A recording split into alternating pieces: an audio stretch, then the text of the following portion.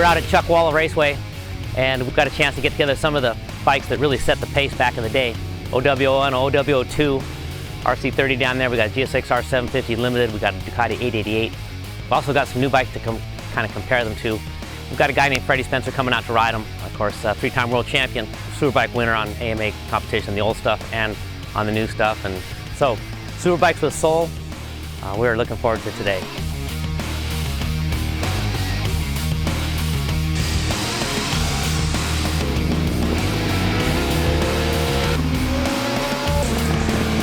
To me, riding these two back to back, this brought in 10 years of complete contrast. Absolutely, and what you can see is really the input of racing and the development of the bikes between the 1990 bike and the 2000. And just the forgiveness, the stability, the direction change, agility, power. Got the 90 OW01, very stable. It goes over bumps really nicely.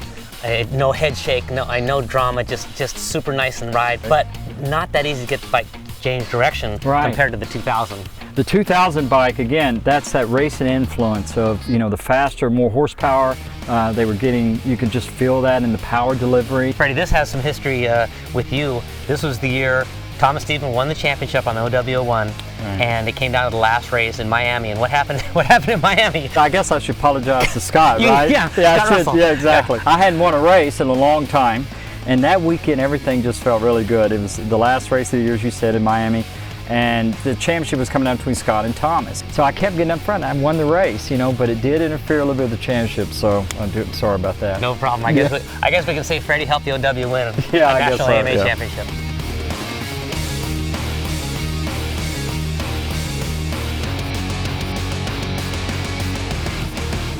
I think we got to title these two bikes your competition. Fair to say? I mean, Poland on this thing, Scott Russell on this thing. That's right. These were two really bikes in their time that I think dominated superbike racing. And so just totally two different bikes though. We've got the V-twin, and it has the characteristics of, you know, it's really good on initial throttle, but they're point and shoot. Yeah. That's really kind of where that came from, point and shoot bike. And then you have the normal inline like this, the Kawasaki. The characteristics of this bike of really being able to carry a lot of corner speed and to have change direction, which is totally different than this bike, which the Ducati, you can't really do a lot on the edge of the tire like you could with this.